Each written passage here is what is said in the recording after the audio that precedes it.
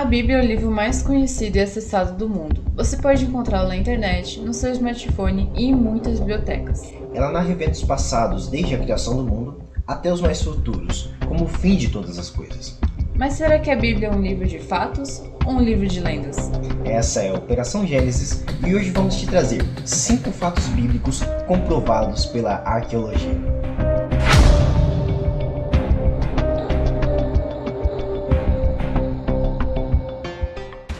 Fala meus caros, eu sou Jefté. Eu sou Miriam.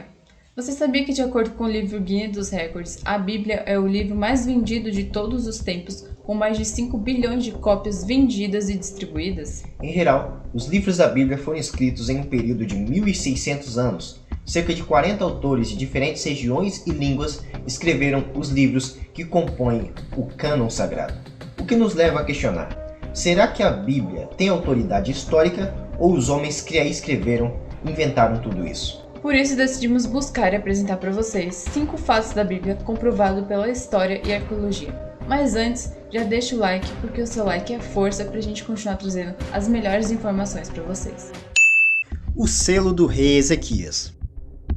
Arqueólogos israelenses descobriram uma marca no selo do rei bíblico Ezequias, que ajudou Jerusalém a ser transformado numa metrópole na antiguidade.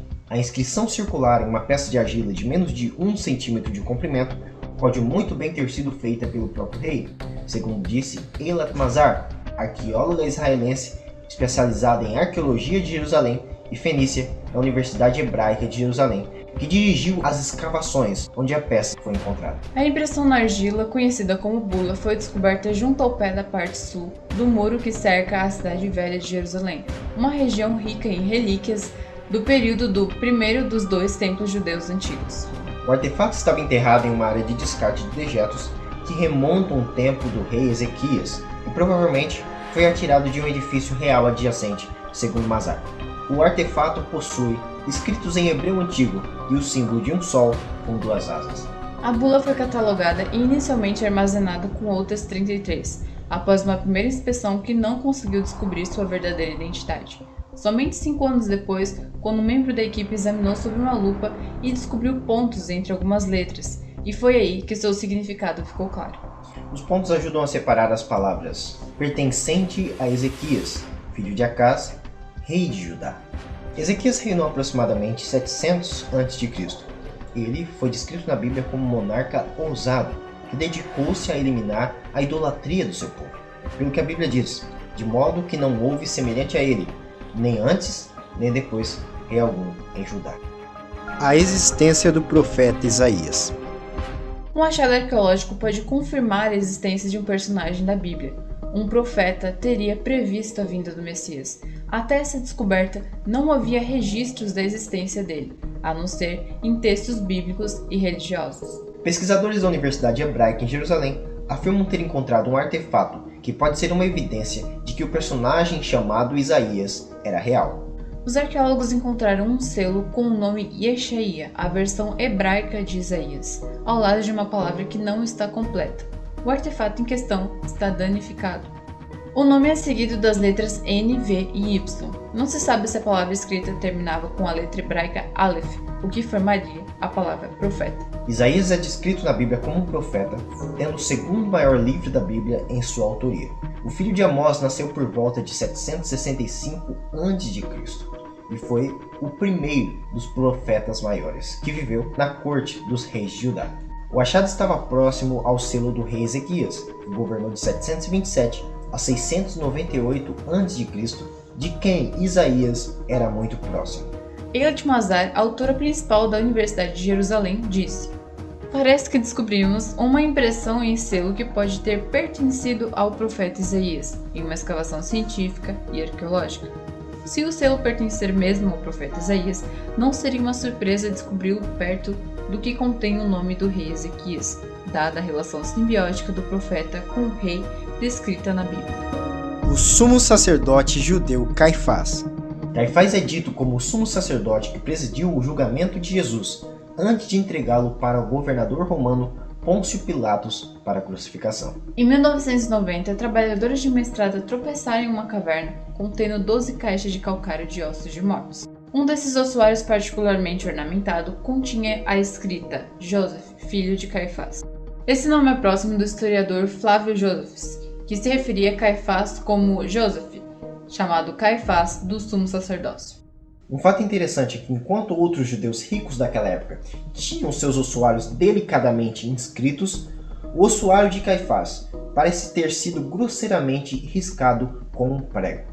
Alguns linguistas teriam argumentado que o nome em hebraico não teria sílabas o suficiente para ser da origem do grego Caifás, e teria realmente soado mais como Kofa.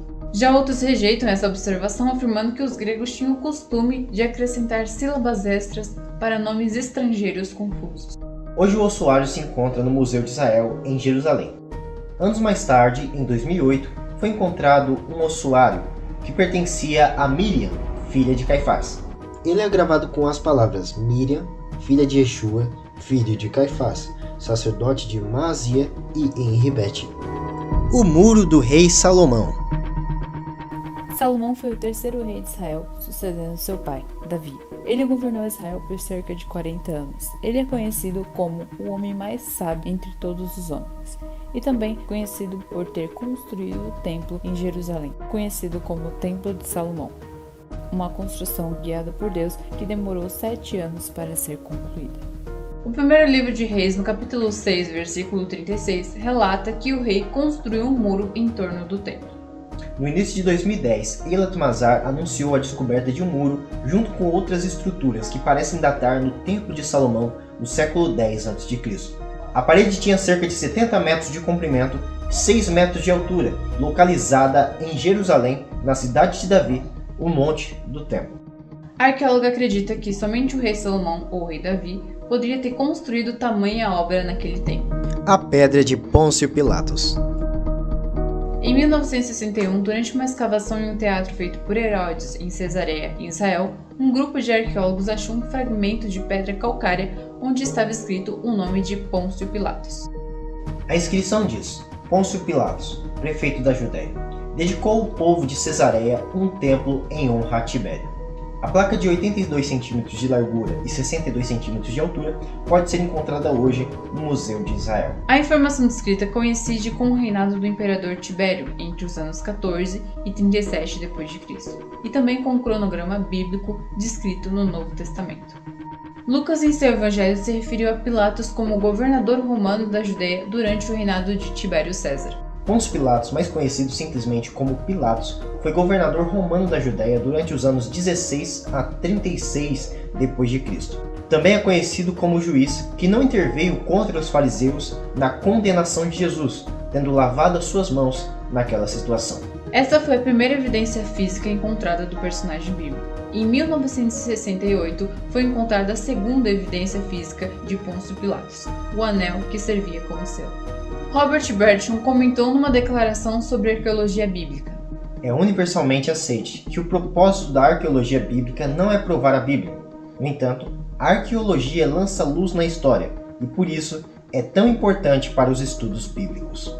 Esses fatos que trouxemos nos fazem entender melhor qual era a intenção dos autores da Bíblia ao escreverem seus livros. Como o apóstolo Pedro fala: pois não seguimos mitos habilmente inventados quando vos mostramos o poder e a vinda do nosso Senhor Jesus Cristo, mas éramos testemunhas oculares da sua majestade.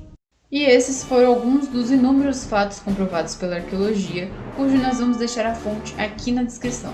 E o que você achou dessas descobertas arqueológicas a respeito da Bíblia? Você pode deixar o comentário aqui embaixo no nosso canal para a gente trazer mais essas verdades para você. E aliás, se você quer que a gente continue trazendo mais fatos como esse, já deixa o like, se inscreve no canal e ativa o sininho para toda vez que chegar um vídeo novo você já ficar informado. É isso mesmo, galera, e você pode saber mais no nosso vídeo A Bíblia é Confiável? A veracidade da Bíblia, que vai estar aqui em cima para você conferir. A gente fica por aqui, até mais!